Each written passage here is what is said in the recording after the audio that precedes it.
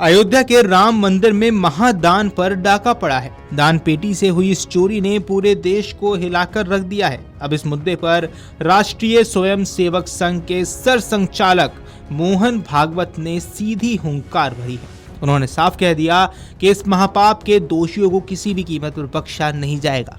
रविवार को नागपुर में मोहन भागवत ने कड़ा रुख अपनाया। उन्होंने अलग से कोई घुमावदार बात नहीं की और भागवत ने सीधे तौर पर संघ के सर कार्यवाह दत्तात्रेय होसबाले के बड़े बयान को आगे कर दिया। भागवत ने दो टूक कहा, कल ही दत्तात्रेय होसबाले जी ने इस पर पूरा बयान जारी किया है, आप सब उसी ही देखें।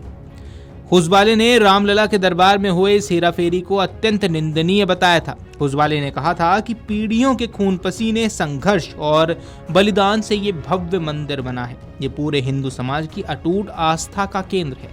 रामलला की दान पेटी पर हाथ साफ करने वालों ने सिर्फ पैसा नहीं चुराया, बल्कि करोड़ों राम भक्तों के भरोसे का कत्ल किया है।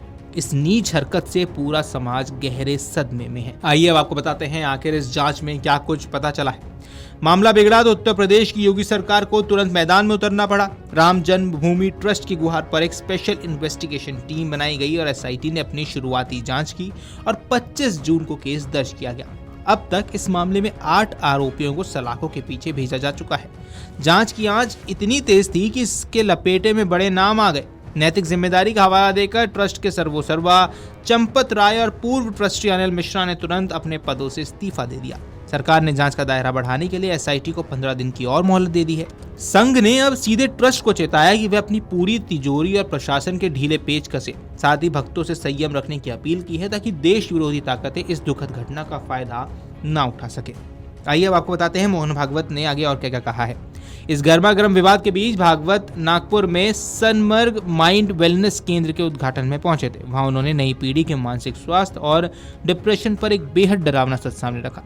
भागवत ने चेतावनी दी कि अत्यधिक स्क्रीन टाइम और परिवारों में बुजुर्गों के मार्गदर्शन की कमी के कारण हमारे बच्चे मानसिक रूप से बेहद कमजोर और नाजुक हो रहे हैं।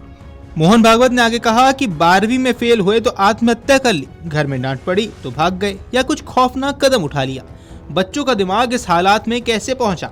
भागवत ने इसके लिए सीधे तौर पर माता पिता की व्यस्तता और बच्चों को बचपन से मोबाइल थमा देने की आदत को जिम्मेदार ठहराया। उन्होंने कहा कि आज घरों से दादी नानी की कहानियां गायब हैं, जो कभी पांडवों के संघर्ष जैसी कहानियों से बच्चों के मानसिक रूप से मजबूत बनाती थी। नई पीढ़ी अकेलेपन से जूझ रही है, उन्हें संवाद की जरूरत है। अगर वे भटक रहे हैं तो ये बड़ों की नाकामी है। भागवत ने जोर देकर कहा कि मानसिक स्वास्थ्य की चुनौती इतनी बड़ी है कि अकेले डॉक्टर्स इसे ठीक नहीं कर सकते।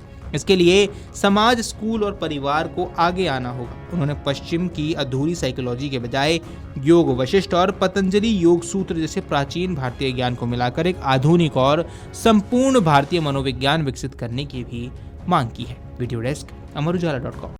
अगर आप ये वीडियो YouTube पर देख रहे हैं तो हमारे चैनल को सब्सक्राइब कर बेल आइकन दबाएं और Facebook पर देख रहे हैं तो हमारे पेज को लाइक करें।